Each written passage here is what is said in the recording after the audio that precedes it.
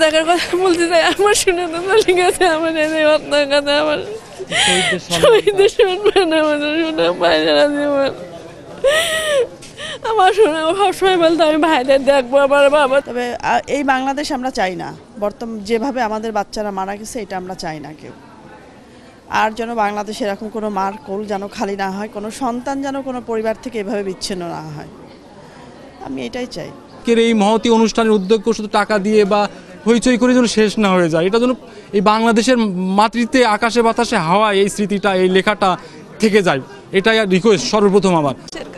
রাষ্ট্রের কাছে, সমাজের কাছে আমার এটাই দাবি যে শহীদদের যেন ভুলে না যায় কেউ, এটাই দাবি। আর তারা দেশের জন্য জীবন দিয়ে গিয়েছে সেইটুকু, আর এই দেশটাকে যেন যারা সমন্বয়ক, যারা রাজনীতিবিদ, তারা এই দেশটাকে যেন তাদের স্বপ্নের মতো করে পরিচালনা করে, এটাই আমার দাবি। অনেকেই রয়েছে বিভিন্ন রাজনৈতিক উদ্দেশ্যে, বিভিন্ন ব্যক্তিগত গোষ্ঠীগত উদ্দেশ্যে এই অভ্যুত্থানের সাথে সম্পর্কিত অনেককেই প্রশ্নবিদ্ধ করার বিভিন্ন নোংরা চেষ্টা চালাচ্ছে।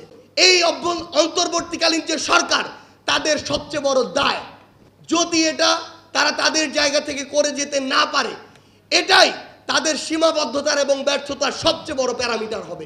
আমরা এই অন্তর্বর্তীকালীন সরকারকে হুঁশিয়ার করে দিতে চাই, যদি আপনাদের জায়গা থেকে আপনারা এই দায়িত্বটুকুর ক্ষেত্রে বিন্দু মাত্র গড়িমসি করেন, এই বাংলাদেশে আপনাদের মুখ দেখানোর আর কোনো পথ থাকবে না। কিন্তু এখন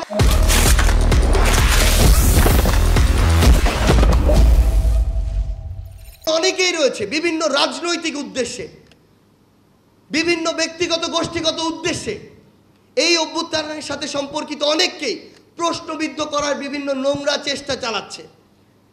আমরা শুধু এই কথাটি বলতে চাই, অনেক রাজনৈতিক দল সেই জুলাইয়ের 20 তারিখে, 25 তারিখে, 30 তারিখ পর্যন্ত বলেছিল যে আমরা এখনো সিদ্ধান্ত নিতে পারিনি আমরা ফ্যাসিস্ট হাসিনার পতনের সাথে একমত হব কিনা, সেই সংগ্রামে যুক্ত হব কিনা। তারা যদি আজকে বড় বড় গলায় আমাদের সামনে বলে যে এই অভ্যুত্থানের তারাই সামনের সারিতে ছিল, আমরা শুধু অংশগ্রহণ করেছি, তাদেরকে আমরা শুধু একটি জিনিস বলতে চাই, বড় গলায় কথা বলার আগে নিজেরা বিবেকবোধের জায়গা থেকে একটি জিনিস শুধু চিন্তা করুন যে ওই জুলাইয়ের পুরো মাসে আপনাদের অবস্থানটি কি ছিল, ওই জুলাইয়ের পুরো মাসে আপনাদের কথা বলার জায়গাগুলো কেমন ছিল, আপনাদের বাক্যগুলো কেমন ছিল।